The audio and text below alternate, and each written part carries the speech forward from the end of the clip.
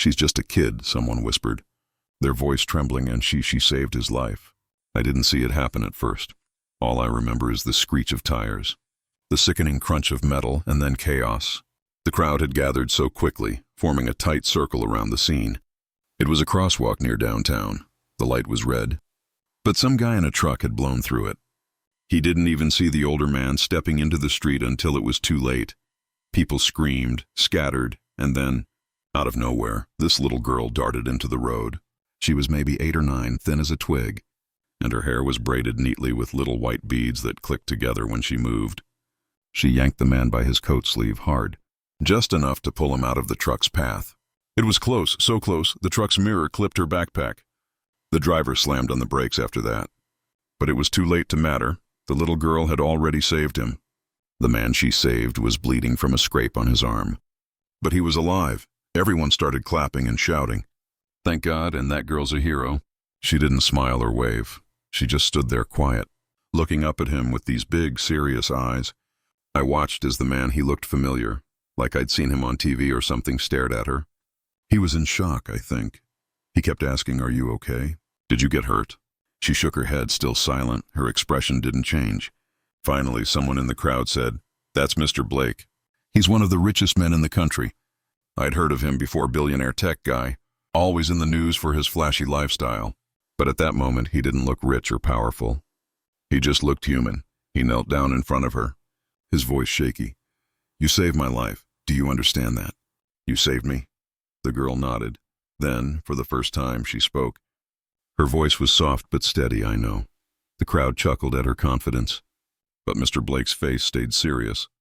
"I owe you everything. Anything you want, anything at all. Just say it. And it's yours." Everyone leaned in closer, curious to hear what she'd ask for. $1 million? A car? A scholarship? I don't know what I expected, but it wasn't what she said next. "I want you to fix my school," she said simply. "Mr." Blake blinked. "Your school?" She nodded again. "We don't have books, and the roof leaks when it rains. Our heater's broken, so we have to wear coats inside in winter. Can you fix it?" The crowd went silent. You could have heard a pin drop. "Mr." Blake looked stunned, like he didn't know what to say. After a long pause, he asked, "What's the name of your school?" "Carver Elementary," she said. "It's in the neighborhood over there." She pointed toward a part of town most people try to avoid. I felt a lump in my throat just thinking about the conditions she must have been describing. "I'll fix it," he said finally. His voice was hoarse, but there was a firmness in it. "I'll fix everything." The girl stared at him for a moment, then nodded. "Okay, thank you." She turned to leave, but Mr. Blake stopped her. "Wait, what's your name?" "Amara," she said, then she walked away, her backpack swaying with each step. True to his word, Mr. Blake did more than just fix the school. Within months, Carver Elementary had a new roof, new books, new computers, everything it needed. He even funded programs for after-school tutoring and free meals. It became the kind of place every kid deserves. All because one little girl chose to ask for something bigger than herself. I still think about Amara sometimes. She didn't ask for fame or money, just help for her community, and the crazy part? She never showed up for the big event when they unveiled the changes to the school. I guess she didn't need to. She knew she'd done her part, and that was enough for her to this day. Whenever I walk past Carver Elementary, I smile. It reminds me that even the smallest voices can make the biggest differences. After the school was renovated, people from all over the city started paying attention to what happened at Carver Elementary. News crews came to do stories, and local leaders used it as an example of how much impact one person's generosity could have. They called it the Amara effect. But if you ask me, it wasn't just about Mr. Blake's money or the media buzz. It was about the way that little girl, Amara, had spoken up when it mattered most. She didn't have the kind of fear or hesitation most adults would have. She saw a chance to change something, and she took it. I kept thinking about her, wondering how someone so young could be so brave and selfless. I decided to ask around in her neighborhood. It wasn't easy to find her. She didn't hang around the school much after the renovation started, and she wasn't on social media like most kids, but eventually, I found her at a small park near an old apartment complex. She was sitting on a swing reading a worn-out library book. I introduced myself and told her I'd been there the day she saved Mr. Blake, she didn't seem impressed. I didn't do it for attention, she said, closing her book and looking at me with those same serious eyes. I just wanted him to help. I told her that everyone was proud of her and that her school was better now because of her. She shrugged. It's not just about my school. There's lots of schools like Carver. They all need help. Her words hit me like a ton of bricks. Here was a kid who had just inspired a billionaire to rebuild an entire school, and she still wasn't satisfied, not because she was ungrateful, but because she saw the bigger picture. She wasn't thinking about herself. She was thinking about every kid who didn't have a fair chance. I asked her what she wanted to do when she grew up. She thought about it for a moment, then said, I want to make things fair for everybody, like, if you're rich, you don't get to have better stuff just because of money. Everyone should get the same good stuff. It was such a simple way to put it, but it made perfect sense. I couldn't help but smile. You're going to do big things, Amara, I said. She just gave a small smile and opened her book again, like she didn't need to hear it over the years.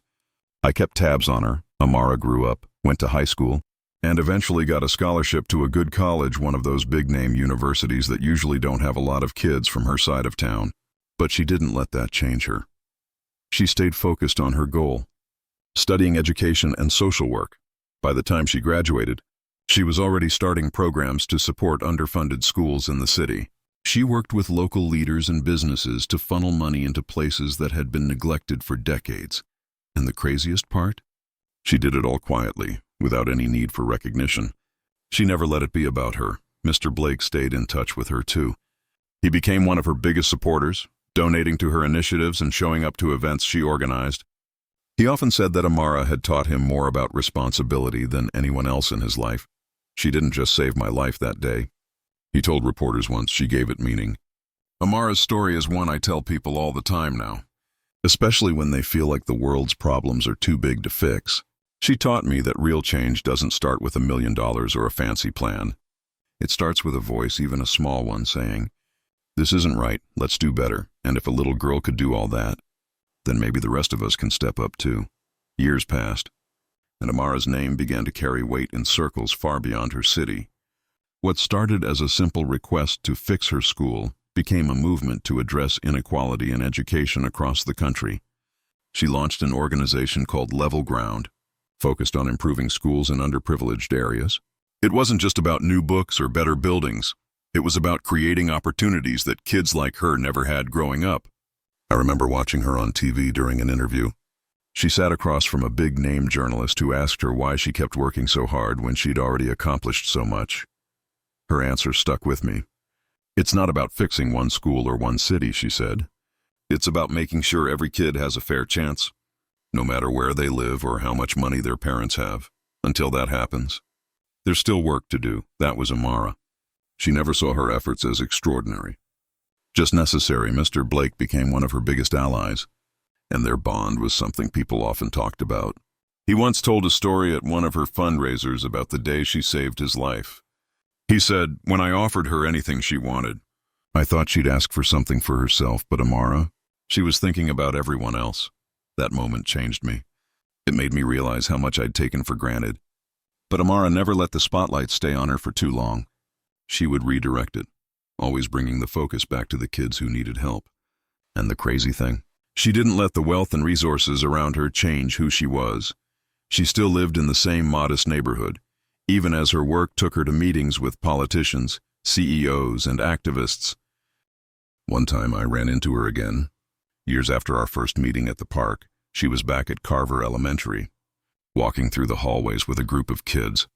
The school looked incredible, bright murals on the walls, fully stocked classrooms, and happy kids everywhere. I stopped to say hello, and she remembered me right away. Hey, she said, flashing a quick smile. You're the guy who came to the park that day. That's me, I said, grinning. Looks like you've been busy, she laughed softly.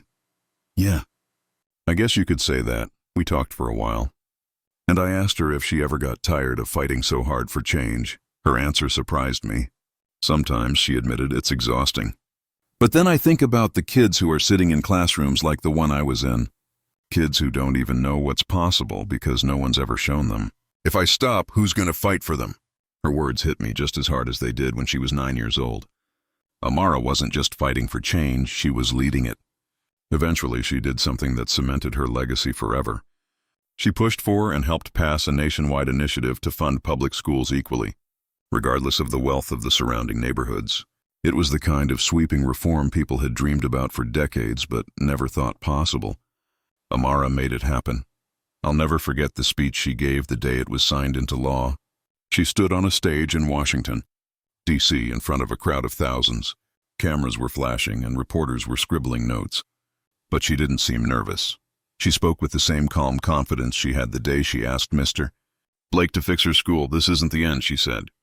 "It's just the beginning, because every child deserves a chance to dream, to grow, and to succeed, and it's up to all of us to make sure they get it." When she finished, the crowd erupted into applause. I stood there clapping until my hands hurt, feeling lucky to have witnessed her journey from the very start.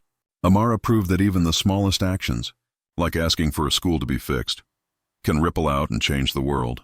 And she showed all of us that the real power lies not in what we have, but in what we're willing to give. As Amara's influence grew, so did the challenges. While her movement, Level Ground, garnered widespread support, it also faced opposition. Not everyone agreed with reallocating resources or changing the funding structures that had benefited wealthier areas for decades. There were heated debates in the media and pushback from politicians who saw her reforms as too radical. But Amara never backed down. She responded to criticism with facts, calm reasoning, and, most importantly, stories. She'd tell anyone who would listen about the kids she met, the ones who shared textbooks, who wore coats in freezing classrooms, who dreamed big dreams but were trapped by circumstances beyond their control. Once, during a particularly tense public hearing, a wealthy donor stood up and questioned her approach. "Do you really think taking money from successful districts to fix failing ones is fair?" he asked, his tone sharp. Amara didn't flinch. She stood tall and answered, "What's not fair is a child's future being decided by their zip code. This isn't about taking, it's about giving every child an equal shot at success." Her words went viral. Clips of her speech flooded social media, and people from all walks of life began rallying around her. Teachers shared stories of overcrowded classrooms. Parents sent letters of gratitude, and students recorded videos saying how her efforts had changed their lives. One story in particular stuck with me. A boy from a rural town wrote to Amara, thanking her for the new science lab at his school. "I didn't think I could ever be a scientist," he wrote, "but now I know I can." She carried that letter with her everywhere. But Amara didn't just inspire others, she inspired Mr. Blake to take his involvement even further. He started a foundation dedicated to education reform, pledging millions to fund innovative programs. In interviews, he often credited Amara with changing his perspective. "She taught me that money is just a tool," he said during a televised event, "and it's only worth something if you use it to build a better future." Despite the challenges, Amara remained grounded. She still visited Carver Elementary regularly, sitting in classrooms and talking to kids. Whenever someone asked her how she stayed so connected, she'd say, "I started here. These kids are where I find my strength."